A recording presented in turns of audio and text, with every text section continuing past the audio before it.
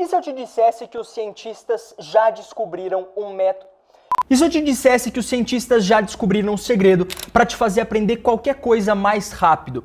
Nesse vídeo eu vou compartilhar com vocês vários estudos de neurociência que mostram que existe uma técnica que vai aumentar muito a sua capacidade de retenção daquele conteúdo que você acabou de estudar. E ele não é só usado para os estudos, mas sim para todas as atividades do seu cotidiano. Já vamos começar com o primeiro estudo. Foi feito na Universidade de Ottawa por Robert Corr e Bernard Duff. Qual que foi o lance? Eu vou explicar aqui como foi o estudo científico. Eles pegaram dois grupos, eram 36 crianças. Qual era a tarefa? Arremessar um saco de feijão num alvo que estava no chão. Ivan, o que isso tem a ver com o estudo para concurso público? Calma, eu já vou mostrar o princípio da neurociência que está por trás disso. Presta atenção no experimento. O primeiro grupo sempre treinou com arremesso de feijão a 3 metros de distância. Então eu estava aqui, o alvo estava a 3 metros de distância de mim e eu tentava acertar o saco de feijão no alvo. O segundo grupo fazia esses arremessos, só que o alvo estava em distâncias diferentes. Às vezes a 3 metros, mas às vezes a 4 metros, a 2 metros, a 1 metro, a 6 metros. E aí qual foi o desafio? 12 semanas de treino. As crianças elas tiveram a mesma quantidade de arremessos, todas elas. A única diferença era a distância do alvo. Então o primeiro grupo sempre um alvo a 3 metros e o segundo grupo o alvo a distâncias diferentes. 12 semanas depois a gente teve a grande prova, o teste final, para ver qual dos grupos se sairia melhor. Qual era a prova? Consistia em jogar o saco de feijão a um alvo a 3 metros de distância. E aí você pode estar pensando, bom, óbvio, o grupo que treinou sempre jogando o saco de feijão a 3 metros de distância foi muito melhor? Resposta, não. O grupo que treinou a distâncias diferentes foi muito melhor e os nossos cientistas aqui explicaram o motivo. O nosso cérebro, quando a gente faz alguma coisa repetidas vezes, entra num modo automático para gastar menos energia. É quase que um sistema de preservação, de sobrevivência do nosso cérebro, de gastar menos energia quando ele percebe que a atividade é sempre a mesma. Ele entra no modo automático.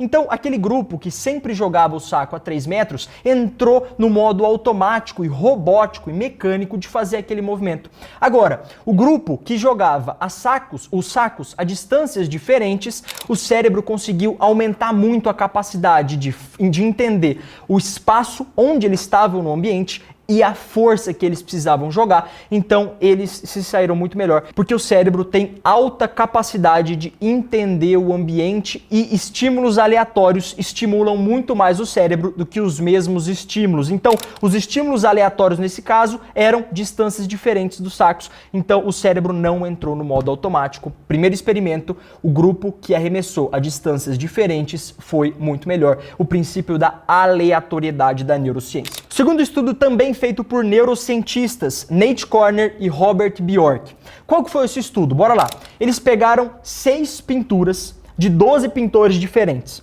E aí eles dividiram também em 2 grupos, eram 72 pessoas divididas em 2 grupos. Objetivo, decorar qual pintura era de qual pintor. Como é que eles faziam isso? O primeiro grupo via em blocos, em baterias. Então vamos te mostrar aqui as pinturas de Van Gogh, por exemplo. Mostrava ali as 6 pinturas em sequência. Agora vamos te mostrar a pintura do Picasso. 6 pinturas de Picasso em sequência. Cada 3 segundos entrava na tela e aí eles precisavam memorizar. Então era em bloco. Primeiro Van Gogh, depois Picasso e assim por diante. Cada um dos pintores eram apresentados em bloco. O segundo grupo tentava memorizar o nome dos pintores de maneira aleatória. Entrava um de Van Gogh, um de Picasso, outro de Picasso, um de Van Gogh. Começavam a misturar os vários pintores nesse experimento. Também, do mesmo modo, nenhum dos participantes teve contato anterior com os quadros, nenhum era formado em artes, em ciência, porque senão a gente podia ter um vício aí no experimento. Não, estava todo mundo do zero, do mesmo patamar de distância, eles tinham acesso à mesma quantidade de tempo, era 3 segundos cada uma das pinturas. A única mudança, o método de estudo que os dois usaram. O primeiro usava um método de bateria de pintores e o segundo o método de misturar quadros e pintores.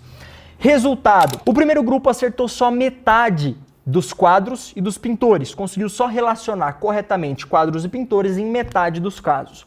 O segundo grupo acertou 65% das questões de quadros e pintores, ou seja, 15% de diferença nesse primeiro experimento. Outro ponto, eles começaram a aumentar a quantidade de tempo que os candidatos ficaram sem ver as pinturas e essa diferença começou a aumentar ainda mais, demonstrando que o método de mistura, princípio da aleatoriedade, era realmente muito mais eficiente do que o método de estudo por blocos. Por fim, a gente tem um terceiro estudo que aí aqui já é especificamente sobre estudo para concurso público. Eles pegaram, turma, candidatos e entregaram 4 fórmulas matemáticas. Aqui eu tenho certeza que muitos de vocês têm dificuldade com exatas. Matemática, raciocínio lógico, na escola ali, física, por exemplo. O que eles fizeram? Pegaram um grupo, dividiram em 2 partes. Eles tiveram acesso aos mesmos professores, às mesmas aulas, às mesmas videoaulas, ao mesmo apostila, ao mesmo material teórico, a mesma quantidade de horas de estudo por dia. A única diferença, eles receberam essas 4 fórmulas matemáticas. O primeiro grupo tinha que fazer 10 questões com a fórmula A, depois 10 questões com a fórmula B, depois 10 questões com a fórmula C, 10 questões com a fórmula D. O segundo grupo precisava fazer as 40 questões, a mesma quantidade de questões do grupo A, mas de forma aleatória, de forma misturada. Então, primeira questão da fórmula A, segunda questão da fórmula A, terceira questão da fórmula D, quarta questão da fórmula B, ou seja, aleatório, misturado. E aí, passou-se um tempo, os professores entregaram o mesmo teste para o primeiro grupo, para o segundo grupo. Resultado, o grupo 2 foi 2 vezes melhor do que o grupo 1 nesse experimento. Ou seja, você que estuda por blocos de questões, ou seja, acabei de estudar a regra de 3 aqui em matemática, vou fazer 10 questõezinhas para ver se eu estou indo bem. Você vai acertar as 10 questões, mas você vai estar autossabotando o seu estudo. Por quê? Porque você está usando o método que foi 2 vezes menos eficiente nesse estudo aqui, comprovado pela neurociência. O que é o mais recomendado aqui? Acabei de estudar um tópico, por exemplo, regra de 3. Você pode fazer algumas questões como fixação, mas isso não é ter estudado a matéria. Estudar a matéria com o método mais eficiente é, por exemplo, fazer simulado, porque aí você mistura os conteúdos e você consegue estudar pelo método que foi mais eficiente pela neurociência. Ou seja, os 2 grupos sabiam como aplicar as fórmulas. A única diferença era que o grupo A precisava que você falasse: aqui nesse problema, aplique essa fórmula. Aqui nesse outro problema, aplique essa fórmula. E aí o cérebro entendeu. Nas 10 primeiras questões, vou aplicar a fórmula A. Nas outras 10, fórmula B. Nas outras 10, fórmula C. Ou seja, atrofiou a capacidade do cérebro de entender qual fórmula deveria ser aplicada naquele ponto. Entrou no modo robótico, no modo automático, o que vai te atrapalhar muito na época da prova.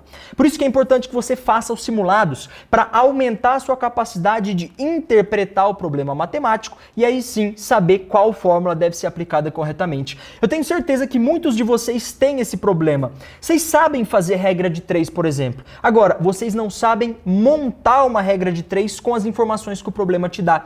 É uma questão de interpretação. Isso você vai aumentar muito usando esse método que o segundo grupo usou, misturando as questões de fórmulas diferentes. O seu cérebro vai se forçar a entender qual é a fórmula que deve ser usada naquele caso específico. Fechou?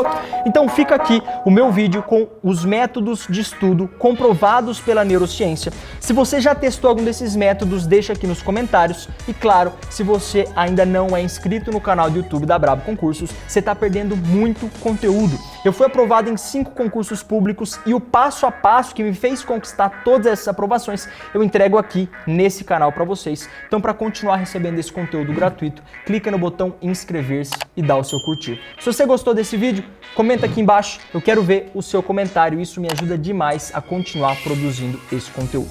Eu vou ficando por aqui. Até uma próxima oportunidade e tchau, tchau.